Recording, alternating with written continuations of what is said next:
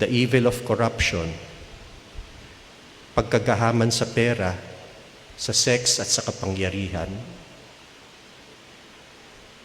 Kahit ba sa simbahan,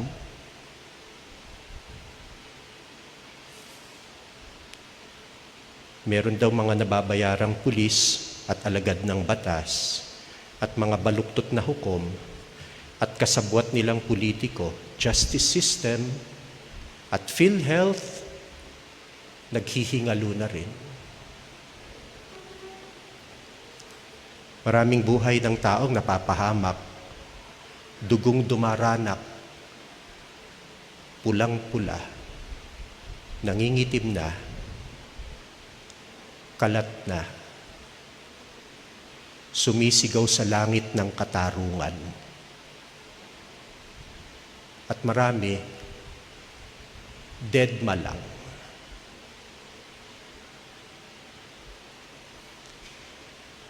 Bukas, pagkatanggap ng sweldo, magbabayad din ng utang at ng gastusin at ng tubig at ng kuryente at ng makakain. Wala rin.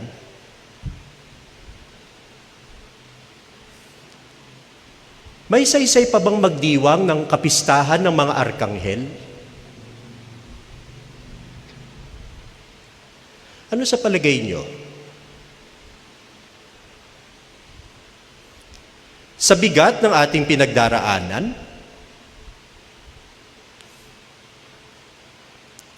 di ba may nabalita sa dyaryo yung rebulto sa sementeryo doon sa Malabon.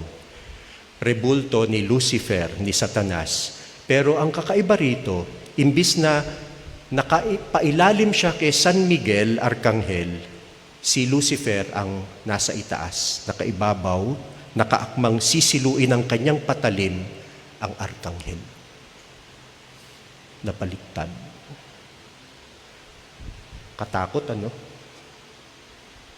Alam niyo ang kwento? Ipinatayo pala iyon ni Don Simeon Bernardo na buhay noong 1869 hanggang 1934. Mayamang asyendero, maraming lupain, pero inaresto nung himagsika noong 1896. Pinaratangang filibustero, rebelde, kahit hindi naman. Iniutos ng ilang praile na banlian siya ng mainit na mantika sa mga hita. Parang crispy pata. Magagawa yun ng pare? Anong klaseng mga pare iyon? Tinatakot, tinotorture ng Guardia Civil para umamin na. Tinutukan ng baril sa bibig at pinipilit na umihi at dumumi doon sa timbang ginagamit nila sa mismong pagkain. Ano nga bang kababuyan, kahayupan na yun? Pinatayo ni Don Simeon ang rebultong iyon bilang paalala na nagtatagumpay rin pala ang kasamaan sa kabutihan. At mapapalitan lang iyon kapag nagtagumpay na ang kabutihan sa kasamaan.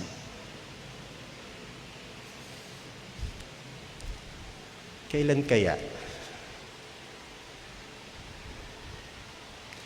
Dahil sa karanasang iyon, naging ateista si Don Simeon at ang kanyang pamilya. Nawalan ng pananampalataya. Pero nililinaw nila, hindi sila satanista. May catch pa nga. Alam niyo yung catch? Saksi ng mga nakakakilala sa kanila at mga kapitbahay nila, sila raw ay napakabait na pamilya. They are the kindest people I know. May nagsabi pa dun sa artikulo, disente, mabubuti, mapagkawang gawa, matulungin, namumuhay ng marangal. So how do you explain? Tatandaan niyo yung ebanghelyo nung nakaraang linggo, niturang linggo, tungkol sa anak na panganay na nagsabi ng ayoko sa ama. Pero nagbago rin ang isip at sumunod sa ama. Mga taong tingin ng iba makasalanan, hindi pala simba, mukhang malayo sa simbahan, pero sa oras ng pangangailangan, sila pa yung unang tutulong sa kapwa. Dadalaw sa may sakit, ipagtatanggol ang mahihina, at generous sa mga dukha.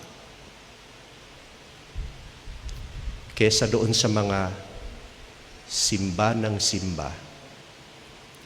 Pero hindi naman nagdarasal. Nobena ng nobena. Memorized ang verses sa Biblia, suki sa Bible study at prayer meeting, pero walang paki sa kapwa. Hindi makita sa outreach program. Maramot sa nangangailangan. Mukhang pera naman at lagi na lang ang aaway ng kasama.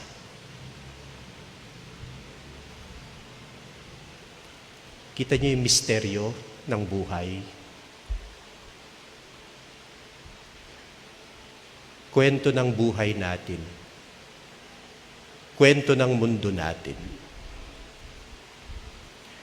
Nabasa ko sa komentaryo ni Father O'Shea, the more remote God seemed, the greater became the need for intermediaries. The more remote God seemed, the greater became the need for intermediaries. Sa mga pagkakataong akala natin malayo, walang paki ang Diyos, doon tumindi ang pangangailangan ng mga tagapaghatid ng pagpapala at ng mabuting balita. Akala nyo wala ako? Akala nyo malayo ako? Akala nyo wala akong ginagawa?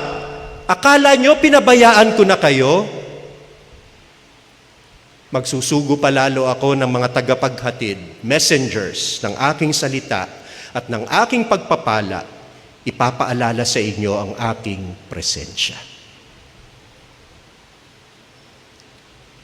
Kaya nga isinugo ng Panginoon sina Miguel, Gabriel, at ang ating patrong si Rafael.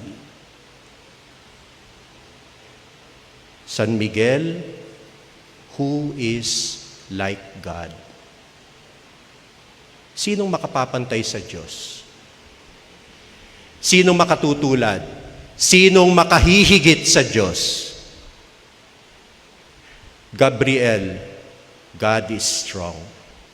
God is my strength. Malakas, makapangyarihan ng Panginoon. At Rafael, God heals. Hinihilom, pinagagaling tayo ng Panginoon sa ating karamdaman at kahinaan. Kaya binabanggit lagi ang pangalan ng patron natin sa Oratio Imperata ngayong panahon ng pandemya. Ang mga arkanghel ang isinusugo ng Diyos sa mahahalagang misyon ayon sa The Anawim Way. Si San Miguel ang tagapagtanggol ng simbahan, ibinulid si Lucifer at ang mga kampo nito sa impyerno. Si Gabriel naman ang isinugo upang ipahayag ang mabuting balita ng kaligtasan, ang mabuting balita ng pagsilang ni Jesus at ng pinsan nitong si Juan Bautista. Ang mabuting balita ng kaligtasan natin, naririto na. Si Rafael ang nangalaga sa pag-iisang dibdib ni Sara at Tobias. Pinalayas ang demonyong si Asmodeus at pinagaling si Tobit sa pagkabulag.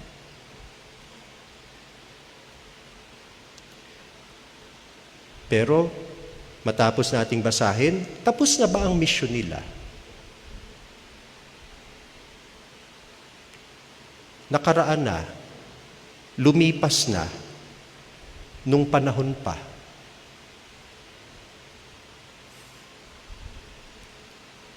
Hindi ba kailangan pa rin natin sila hanggang ngayon?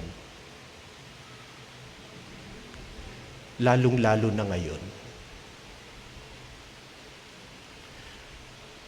Patuloy pa rin tayong namimintuho sa Panginoon sa kanilang pamamagitan. San Miguel, San Gabriel, San Rafael, alam niyo naman ang aming kalagayan,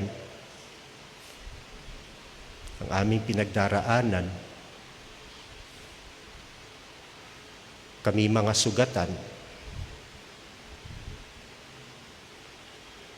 hindi pa tapos ang laban, mabigat ang kalaban.